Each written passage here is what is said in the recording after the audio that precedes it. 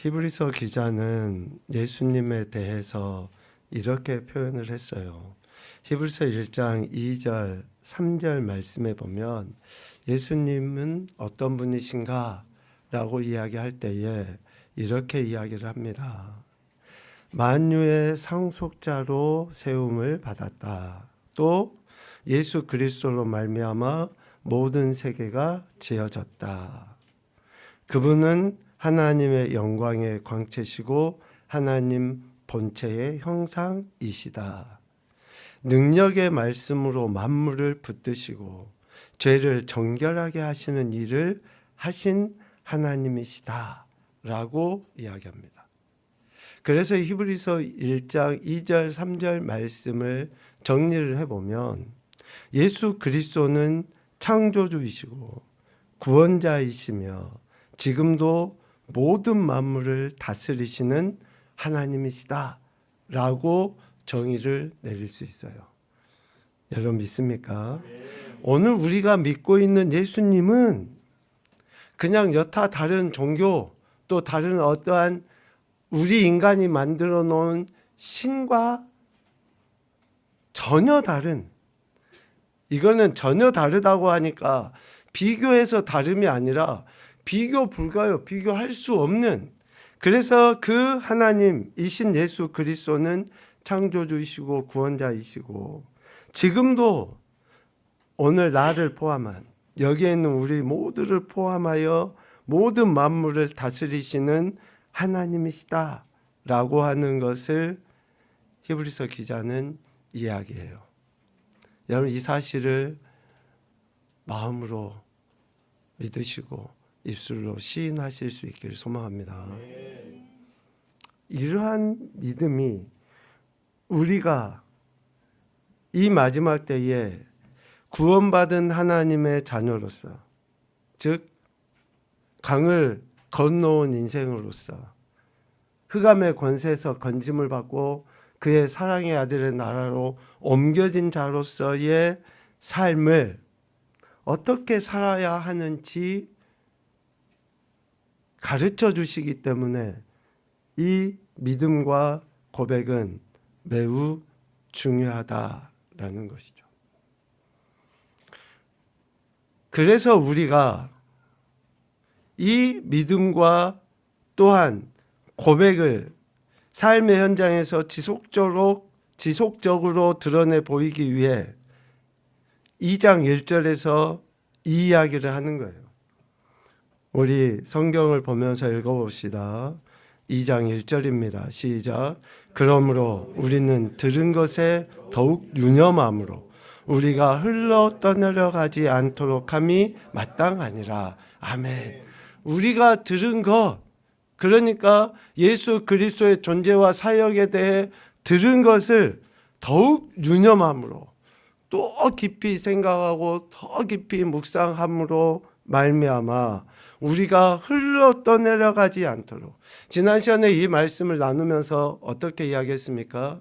우리 손가락에 반지가 끼어져 있어요.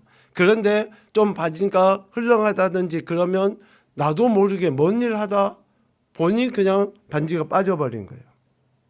또 어떤 경우가 있습니까?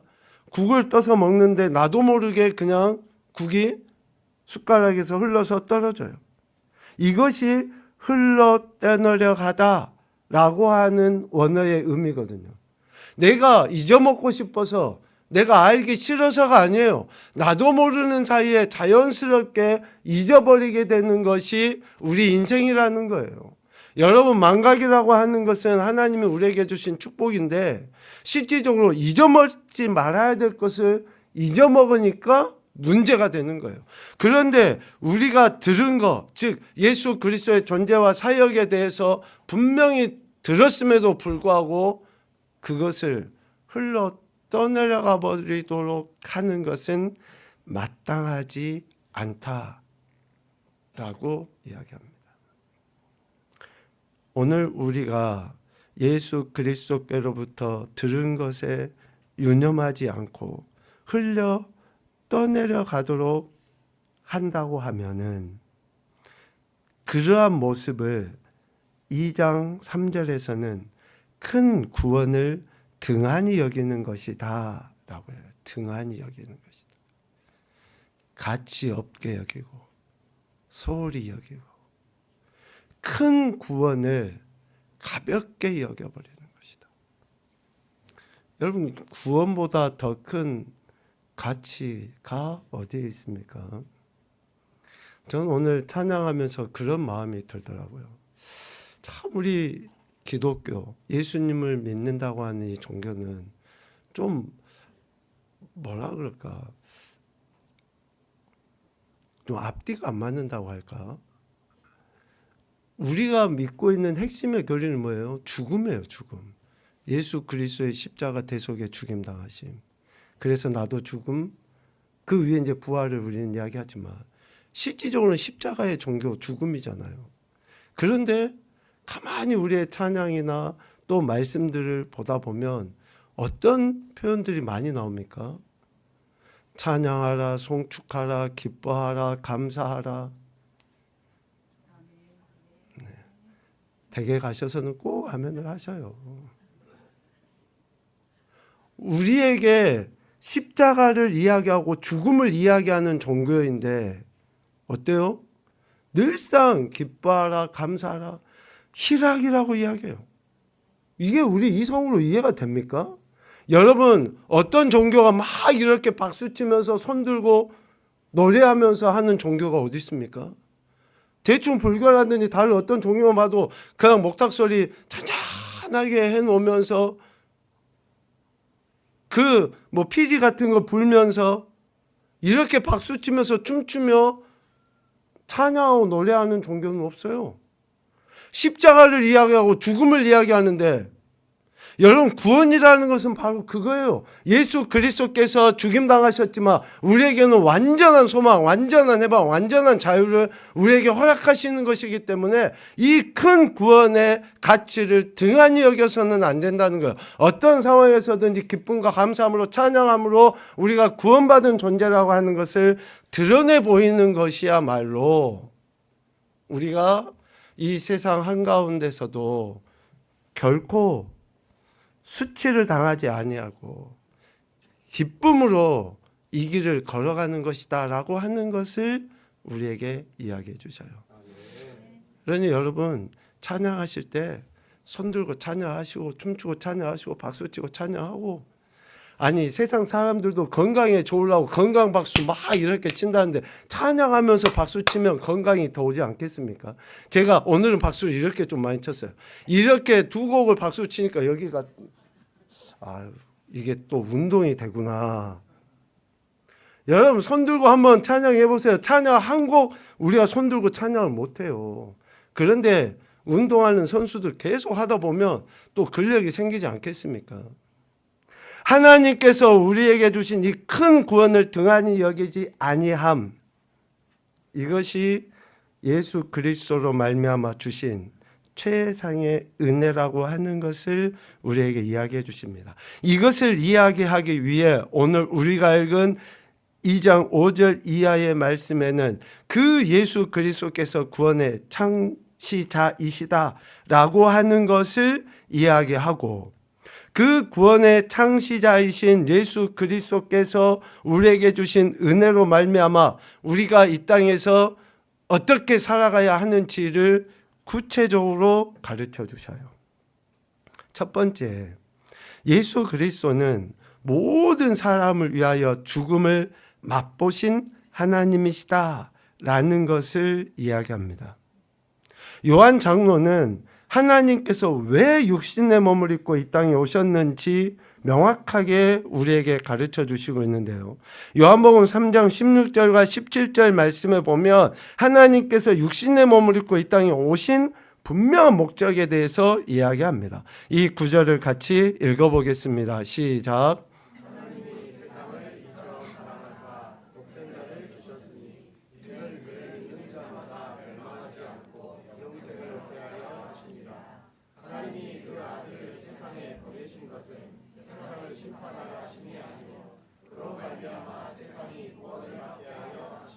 아멘. 왜 예수님이 이 땅에 오셨습니까? 우리를 구원하시기 위하여. 우리를 구원하시기 위하여 예수 그리스도께서 이 땅에 오셨다라고 분명하게 이야기해요. 이 요한복음 3장 16절 17절 말씀을 오늘 히브리서 기자의 표현으로 바꿔보면 큰 구원이에요. 큰 구원.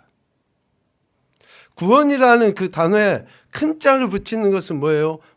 대단히 크다, 넓다, 많다 이런 의미가 아니에요. 완전한 시작이다 라는 것을 이야기합니다. 다른 이들이 구원에 대해서 이야기할 수 있어요. 그런데 완전한 구원은 오직 예수 그리스도 그분밖에 없다는 것을 강조해서 이야기하죠. 이 구원을 위하여 예수님께서 이 땅에 육신의 몸을 입고 오시는데 오늘 7절, 8절, 9절 말씀을 통해서 보면 예수님은 천사보다 존귀한 존재임에도 불구하고 천사보다 못한 존재로 심지어 가장 낮은 모습으로 이 땅에 오셨고 십자가에 못 박혀 죽음을 맛보시고 음부의 권세까지 내려가신 것이다 라고 하는 것을 이야기해요. 이해가 됩니까? 우리가 이게 여러분 신앙을 우리 이해의 영역으로 두는 것만큼 교만한 것은 없습니다.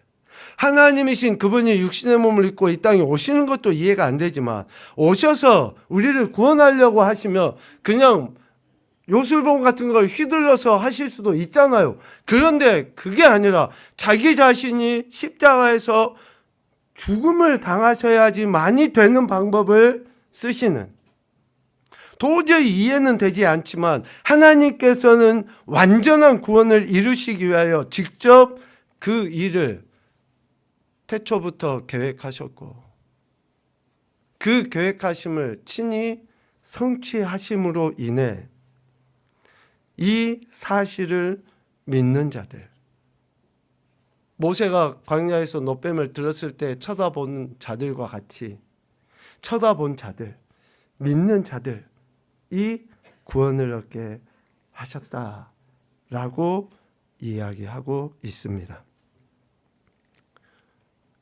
이렇게 큰 구원을 위해 구원의 창시자이신 예수 그리스도께서 고난을 당하시는 것이 합당하다라고 오늘 2장 10절에 말씀합니다. 그들의 구원의 창시자를 고난을 통하여 온전하게 하심이 합당하도다. 요한일서 4장 10절 말씀에 보면 화목제물이라는 단어를 요한 장로는 쓰고 있어요. 하나님께서 우리를 구원하시기 위하여 택하신 방법이 바로 화목제물입니다. 사랑은 여기 있으니 우리가 하나님을 사랑한 것이 아니오 하나님이 우리를 사랑하사 우리 죄를 속하기 위하여 화목제물로 그 아들을 보내셨음이니라. 여러분 믿습니까? 저와 여러분의 죄를 속하시기 위하여 화목제물로 구원하시기 위하여 고난받으심이 합당하다라고 하는 것을 이야기합니다. 결국 모든 인생을 구원하기 위해서는 반드시 예수 그리스도께서 십자가에서 죽임 당하시는 것이 합당한 일이라는 것을 성경에서는 우리에게 가르쳐 주십니다.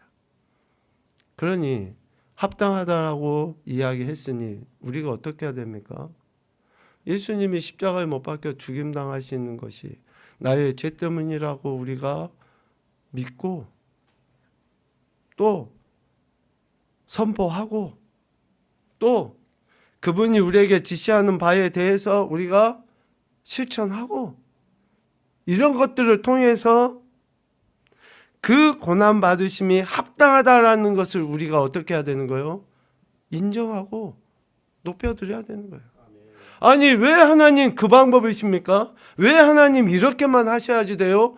라고 외자를 붙이는 게 아니라 그분이 합당하다고 말씀하셨으니 우리는 그 합당하다고 하는 것에 대해서 우리의 태도로 인정해 드리는 것,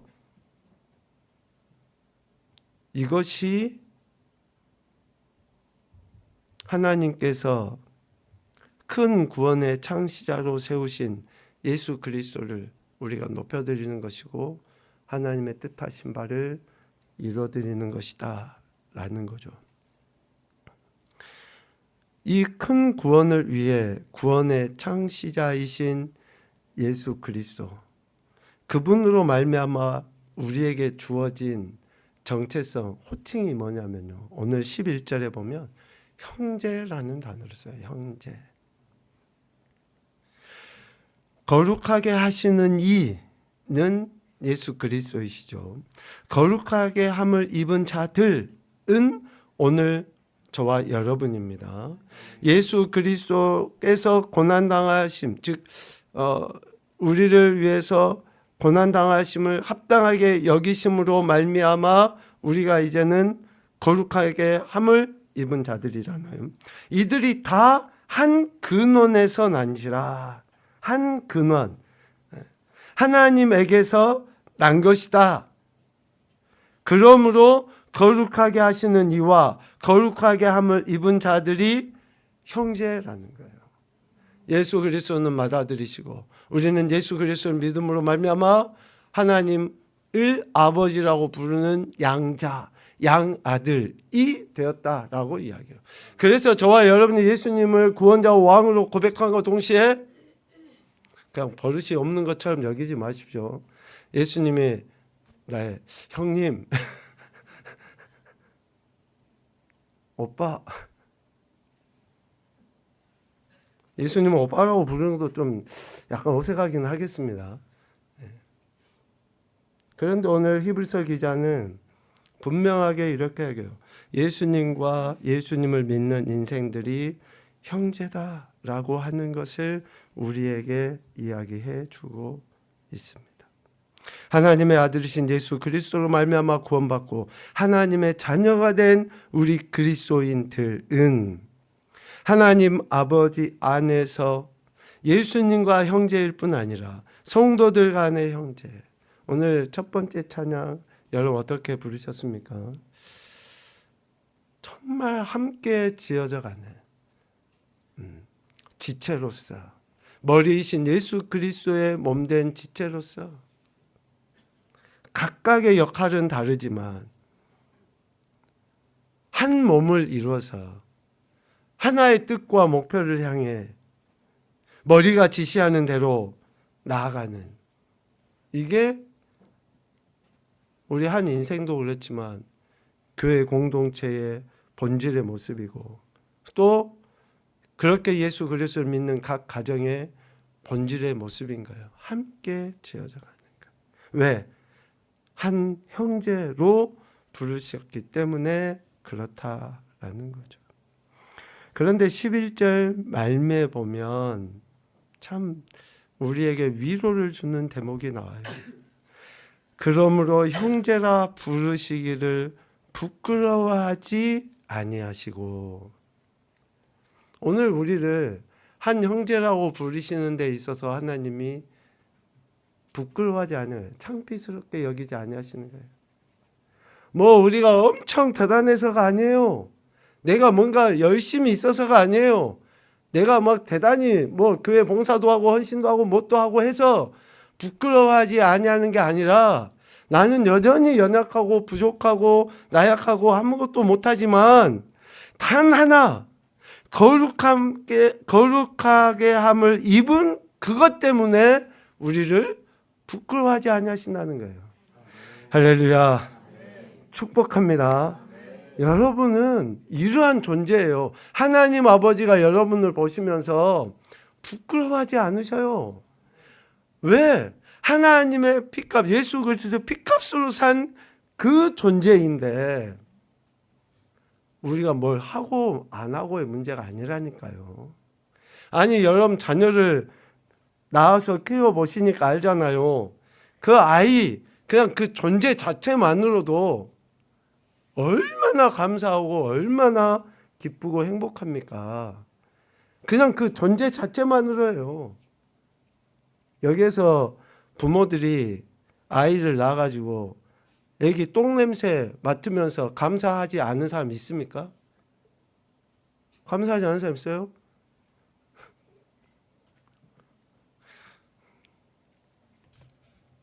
아니 그냥 그 존재 자체로 그냥 기쁜 거예요. 기쁜 거. 부끄러워하지 아니하신다. 여러분 이 말씀을 꼭 마음에 새겨 두시기를 바랍니다. 하나님은 우리를 부끄러워하지 않으셔요. 그래서 우리는 예수 그리스도를 믿음으로 말미암아 아버지 하나님이라고 부르는 존귀한 인생이 되었다라는 믿음 속에 이제는 그 하나님 나라를 유업으로 받을 자로서의 삶을 우리가 보다 더 신중하게 살아야 한다라는 것을 우리는 알 수 있습니다. 갈라디아 4장 6절 7절 말씀해 보니까 너희가 아들임으로 하나님이 그 아들의 영을 우리 마음 가운데 보내사 아빠 아버지라 부르게 하셨느니라. 그러므로 네가 이후로는 종이 아니요 아들이니 아들이면 하나님으로 말미암아 유업을 받을 자니라. 이렇게 저와 여러분은 하나님을 아버지라고 부르고 아빠라고 부르고 하나님 나라를 유업으로 받을 자라는 것을 성경에서는 이야기합니다. 자, 그러면 이렇게 구원의 창시자이신 예수 그리스도로 말미암아 큰 구원의 은혜를 우리가 받았다라고 할 때에 큰 구원의 은혜를 받았다 아니면 큰 구원의 은혜를 우리에게 베풀어 주셨다라고 할 때에 큰 구원의 은혜를 베풀어 주셨다고 하는 말이 뭐냐?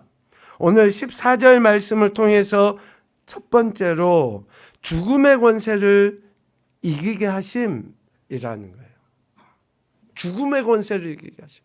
우리가 영원히 이 땅에서 천년 만년 산다는 게 아니에요. 우리의 육신은 반드시 죽음의 관문을 통과하게 되어 있습니다. 그런데 우리의 영이 더 이상 사망의 어둠의 죄의 권세 아래 매이지 아니한다는 것을 이야기해요. 여러분 그 어떤 어둠도 우리를 넘어뜨리지 못합니다. 예수 그리스도 믿는 우리는 죄에서 자유함을 얻은 거예요. 아니 여전히 지금도 제가 죄를 짓고 있는데요. 알아요. 저도 죄를 짓고는 있어요. 그런데 그 죄의 영향력 아래 우리가 살아는 가지만 그 죄에 완전히 넘어가지는 않습니다. 왜? 예수 그리스도 핏값으로 우리를 이미 하나님이 사셨기 때문에 우리를 해방시키셨기 때문에 그렇다라는 거예요. 그래서 큰 구원의 은혜를 우리에게 베풀어 주셨다는 것의 첫 번째는 죽음의 권세가 우리를 이기지 못하는 것이고 두 번째는 16절에 이야기합니다. 우리를 붙들어 주심이에요.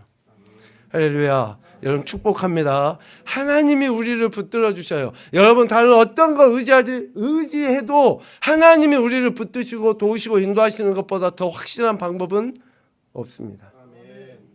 하나님이 여러분 붙드시는데 지금 우리가 처한 삶의 여정 속에 질병이 있을 수도 있어요. 가난이 있을 수도 있고 또 여러 가지 불편한 상황, 환경 또 불안, 공포가 있을 수 있습니다. 앞서 잠깐 이야기했던 것처럼 우리는 죽음, 십자가를 이야기하면서도 막 이렇게 즐거이 찬양하잖아요.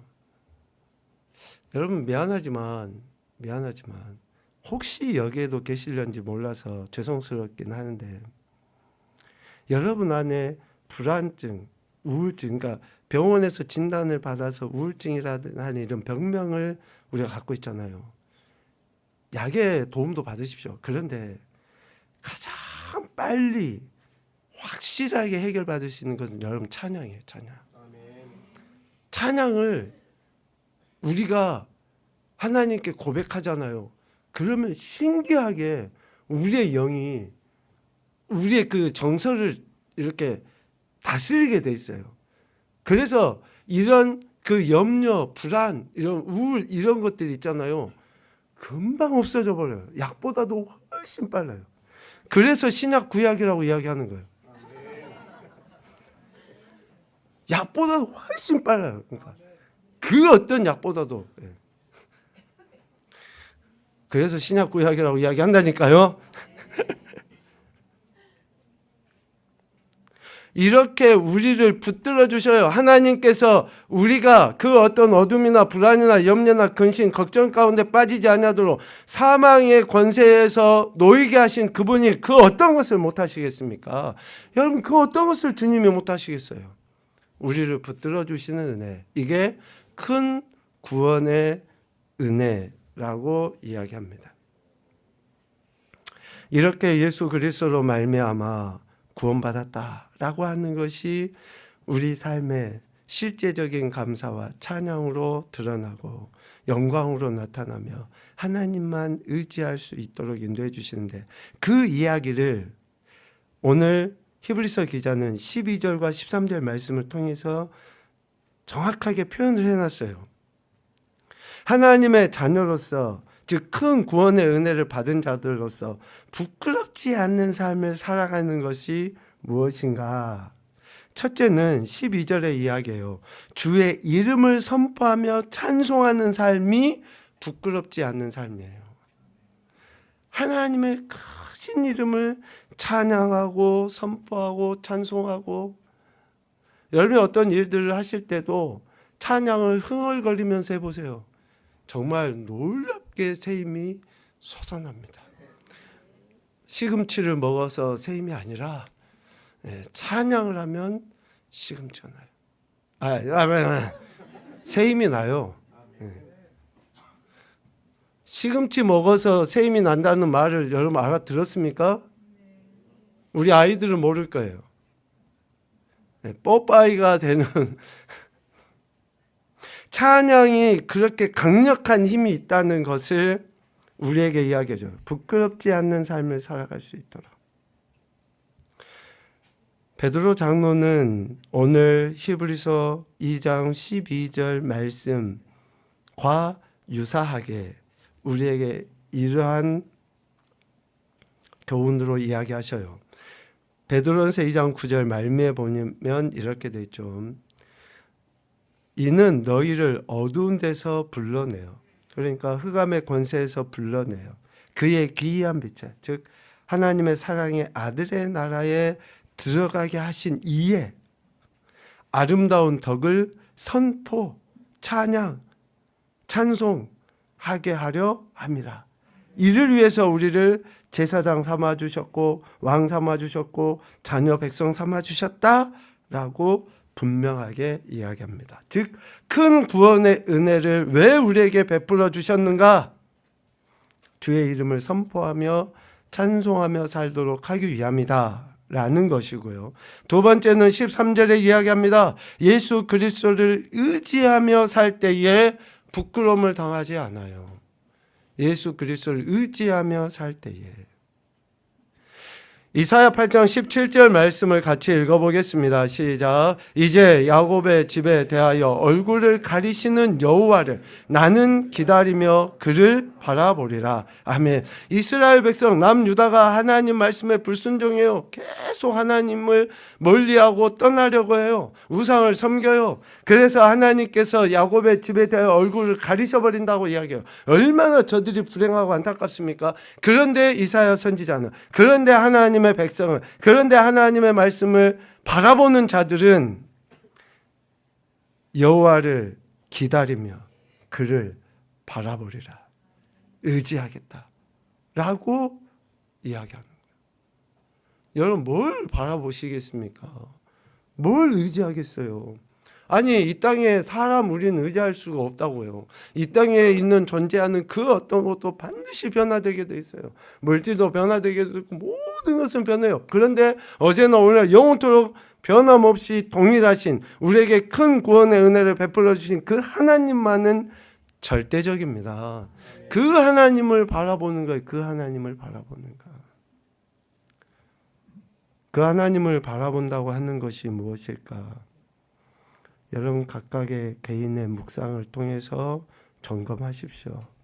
말씀을 읽는 것을 통해, 말씀을 붙잡고 기도하는 것을 통해, 찬양하는 것을 통해, 또 입술로 다른 사람에게 복음을 전하는 것을 통해 각가지의 방법으로 우리가 하나님을 의지하고 바라본다고 하는 행동들이 드러나야 돼요.